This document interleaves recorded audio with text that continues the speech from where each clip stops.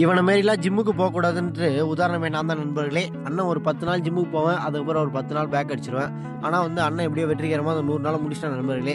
காலையிலே வந்து அந்த 70 கிலோ சீரிஸை நோக்கி போலான்ட்டு 7 தோசையிலேருந்து ஆரம்பிப்போன்ட்டு 7 தோசையை போட்டு கொஞ்சம் கேலரிஸ்க்காக பொடியெல்லாம் தூக்கி போட்டேன் நண்பர்களே. யாருன்னா புதுசாக பார்த்துருந்தீங்கன்னா அந்த ஒரு ஃபாலோவும் அந்த ஒரு சப்ஸ்கிரைபும் பண்ணிக்கோங்க. அண்ணனுக்கு கொஞ்சம் ஊக்கமாக இருக்கும். அதுக்கப்புறம் வந்து வீட்டில் சும்மா இருக்க முடியலன்ட்டு இருக்கிற தண்ணி பாட்டிலெலாம் பிடிச்சி ஃப்ரிட்ஜில் வைக்கலான்ட்டு ஒரு ஐடியா வந்தது. அண்ணனும் வந்து அதை பர்ஃபெக்டாக பண்ணிட்டேன் நண்பர்களே.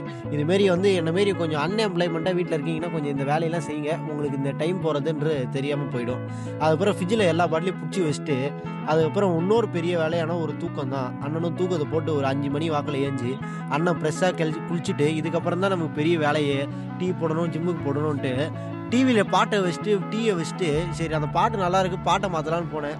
ஆனால் அந்த டீ தான் வந்து நமக்கு பெரிய வேலைக்கு ஆகிப்போச்சு நண்பர்களே. டீ வந்து லைட்டாக கீழே கொட்டிக்கிச்சு. லைட்டாலாம் இல்லை, கொஞ்சம் டைட்டாகவே கொட்டிக்கிச்சு. அதுக்கப்புறம் அதெல்லாம் வந்து இந்த கொலிகை போட்டு தொடச்சிருவோன்ட்டு எந்த தப்பு பண்ணாலும் தடையுமே எல்லாம் பண்ணணும் நண்பர்களே. அது வந்து என்கிட்ட வந்து கொஞ்சம் கற்றுக்கோங்க. எது பண்ணாலும் அண்ணன் ஃப்ரெஷ்ஷாக வீட்டுக்கு வரும்போது ஃப்ரெஷ்ஷாக ஆகிடுவோம் எல்லாத்தையும்.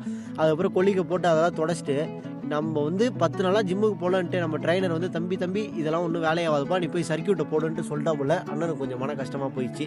அதுக்கப்புறம் சர்க்கியூட்லேருந்து எல்லா ஒர்க் அவுட்டையும் போட்டு டமால் டுமில் அடிச்சிட்டேன் நண்பர்களே. ஆனால் இந்த ஷோல்டர் போடும்போது தான் 2 பேர் வந்து அண்ணனுக்கு கொஞ்சம் வந்து டஃப்பு கொடுத்து போட்டாங்க. அதனால் ஷோல்டர் போடும்போது கூட யாரும் வச்சுக்காதீங்க. இது வந்து என்னோட ஒப்பீனியனு. அதுக்கப்புறம் கன்சிஸ்டண்ட்டாக இருங்க நண்பர்களே. நாளைக்கு பார்ப்போம். பாய் பாய்.